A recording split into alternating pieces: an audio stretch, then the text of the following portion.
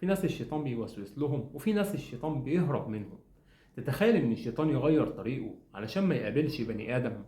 تعال اسمع معايا حكاية عمر بن الخطاب رضي الله عنه، الراجل اللي الشيطان كان بيخاف يشوفه. السلام عليكم ورحمة الله وبركاته. النهاردة معانا قصة من زمن الصحابة، مش بس فيها عبرة، دي فيها حاجة ممكن تهز قلبك وتخليك تسأل نفسك: هو الشيطان بيقرب ليه مني؟ ولو شافني هيهرب ولا هيقعد جنبي؟ النبي صلى الله عليه وسلم كان قاعد في يوم مع الصحابة وفجأة قال جملة عظيمة جدا، الصحابة كلهم استغربوا واتفاجئوا. قال: يا ابن الخطاب والذي نفسي بيده، ما رآك الشيطان سالكا فجا إلا سلك فجا غير فجك. يعني ايه الكلام ده؟ يعني يا عمر، لو ماشي في طريق والشيطان شافك بيغير هو الطريق ويمشي من حتة تانية. الشيطان يهرب من سيدنا عمر؟ أيوة، بس مش من قوة جسمه، لكن من قوة إيمانه وصدق نيته وعدله وخوفه من ربنا سبحانه وتعالى.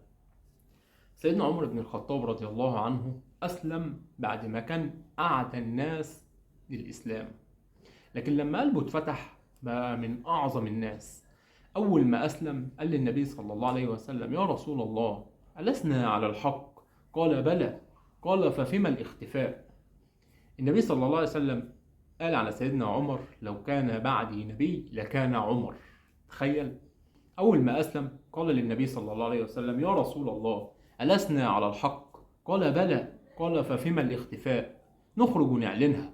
وفعلا خرج، والمسلمين معاه صفين، وكان أول إعلان حقيقي للإسلام في مكة. كان يقول الحق ولو على نفسه، كان بيبكي طول الليل ويحاسب نفسه قبل ما يتحاسب. كان بيقول جملة شهيرة ليه: لو نادى مناد يوم القيامة كل الناس في الجنة إلا واحدا لظننت أني أنا هو. تواضع وخوف وصدق. في يوم سمع سيدنا عمر آية من سورة الطور: إن عذاب ربك لواقع.